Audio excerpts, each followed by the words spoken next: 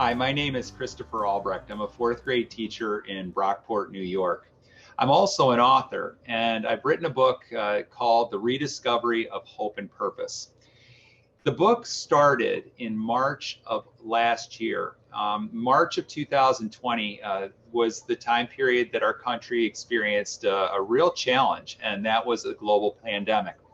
And if you remember, many people were waiting in line for toilet paper, which is an ironic thing. We'd actually have lines in our town for the grocery store to open up and get basic necessities, pasta, milk, and toilet paper. My dad was raised in World War II Germany. He was 10 years old in 1945, so he has a vivid memory of what it was like to go through the war. He had an outhouse, and they had toilet paper in their outhouse, but during the war, the toilet paper was then replaced by newspapers. And my grandmother would cut slices of the newspaper. She'd actually cut out the article so you could read the article and then, do your business with the newspaper, right? But the troubles of war, the perils of war took away the newspaper. My grandfather was a Lutheran minister, and the only paper left in their house were books, biblical texts. My grandmother had to make a decision while my grandfather was maybe alive or maybe dead on the Russian front. She looked at her three boys, and she made a decision to use the paper of the biblical texts for the outhouse. That's how this book, The Rediscovery of Hope and Purpose, starts. On the cover, that is my grandmother. That is my grandfather right there. The book starts with a letter from my dad that arrived in the mail describing that in March of 2020, and that memory was spurred on by the global pandemic that we faced. I began thinking about it. What did we really need in the world to survive during a global pandemic? And that was hope and purpose. Yes, we need money to buy things. Yes, we need different things in our lives, such as food and shelter. But more importantly, we need the courage within the soul, within our chests and minds, to have hope and purpose. Now, I work with children, and I understand that hope and purpose is a big part of the happiness in a classroom. I get it. The question is, how do you develop that in a person?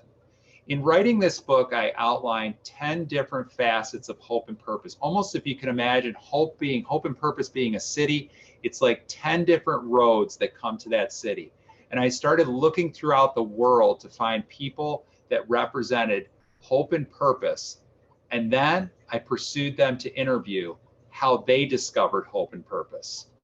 In this book, you'll hear about the legendary Beverly Cleary and how she found hope and purpose as a writer all the way till her 104th birthday. You'll hear from Larry Bacow, the president of Harvard University, a man who was raised by parents that escaped Auschwitz, came to the United States as refugees with nothing. In one generation, their son became the president of the finest university in our country. You'll hear from a person named Michael Warnicki, who is the president of Field of Dreams Uganda, who has taken his time and spent his life going to a place where there is nothing. These people live in absolute poverty, and has worked with them to find a way to give equity and education to girls and boys in schools. This book, I can never define the rediscovery of hope and purpose, but what I found is one strong message in this whole thing. A man by the name of Peter Mehlman. You might not know his name, but you know his work. He was a writer on Seinfeld back in the 1990s. He wrote 22 episodes of Seinfeld. Terms like yada, yada, yada and double dipping, they're his.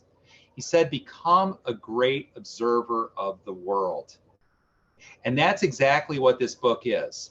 It's observations of how people have discovered hope and purpose in their life. And what Mehlman said was every person in their lives has hope and purpose. It just takes a little observing of yourself to discover what that truly is. My goal in writing this book was to bring the world happiness, joy, give you an opportunity to see through the lenses of many different people, how they define hope and purpose, how they found hope and purpose in their lives, and bring it into your life and hopefully make something better for you. I hope you buy this book. The purpose, or it's called The Rediscovery of Hope and Purpose. I'm very proud to put my grandparents on the front of it. And if you look on the back behind it all, my father, the man that wrote the letter that originally inspired the start of it. My name is Christopher Albrecht. I'm a fourth grade teacher and an author.